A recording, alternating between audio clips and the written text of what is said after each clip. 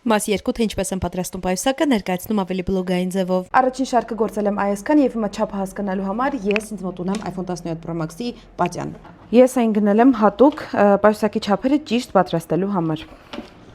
Հիմա պետք է հասկանալ։ Այստեղ պետք է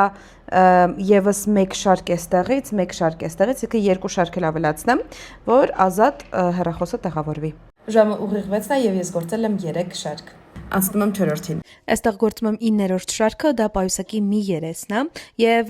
հաստություն ընտրել եմ մոտավորապես 3 շարք, քանի որ այս չափի համար ամենաիդեալականը այդքանն էր։ 2 հատով շատ տափակ կլիներ, իսկ 4 հատով արդեն կողքերից հարկավոր կլիներ նեղացնել։ Ստացել եմ հիմքը, հիմա ծալում եմ, որպեսզի գործեմ պայուսակի կողային հատվածները։ Երկու կողմերը ավարտում եմ 15-ից 20 րոպեի ընթացքում եւ հետո ստուգում հասկանում, որ իդեալական չափ ենք ստացել։ Արելթից օգտվելով ուզում եմ ձեզ ցույց տալ բրոշները, որոնք գործել էի Վայլբերիզում տեղադրելու համար։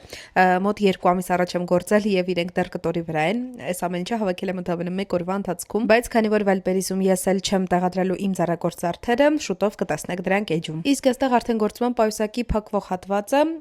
մոտավորապես այսպիսի տեսք ունի եւ մնում է միայն ավելացնել արդեն մանր դետալները, ինչպիսին են լոգոն, կախազարդ, շղթաներ եւ մագնիս։ Մանր դետալների ամրացման պահը չեմ նկարել, քանի որ իրոք ժամանակը շատ քիչ էր եւ ես հոգնած էի։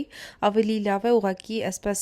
անցկացնեմ ու ձեզ ցույց տամ պայուսակի վերջնական տեսքը։ Այստեղ ավելացնում եմ կախազարդը, արդեն բավականին ուշ ժամ է գիշերվա։ Արդեն հաջորդ օրն է, ես իհարկե պայուսակը ավարտել էի 3 գիշերը, ժամը մոտավորապես 11-ի կողմերը։ Անցկացրել եմ գիշերը աշխատավայրում, քանի որ զբաղված էի նկարել վիդեոներ, մոնտաժել, ել չեմ ասում ինչքան ահռելի ժամանակ է խլում, մազերը սարքել, մակիաժ անել, չգիտեմ որ կողմն է վիդեոյում սիրուն լինես, բայց ես կարծում եմ, որ դա երկրորդական է, այս պահին դրան ուշադրություն չենք դարձնում եւ ուղղակի հանում ենք պայուսակը, որը ես պատրաստել եմ։ Այո, պայուսակի վերջնական տեսքը փոքրիկ, կոկիկ, բայց միևնույն ժամանակ շատ շքեղ փայլ ունեցող մի մոդել ստացա։ Իսկ ինչու շքեղ, որովհետև չկա պայուսակ, որը ապակյա քարերի համադրությամբ շքեղ չնայվի։ Հեսա այստեղ էլ ցույց կտամ ձեզ արևի լույսի տակ, թե ինչքան սիրուն է փայլում։ Իսկ դու գրիր մեկնաբանություններում հավանեցիր պայուսակը թե ոչ։ Ես լրիվ մոռացել էի, որ մի աղջիկա համար պետքա չոկեր պատրաստեի։ Մի շարք գործվածքով պետքա այս քարերից չոկեր ստանամ։ Ես այս պատվերը վերցրել եմ միայն նրա համար,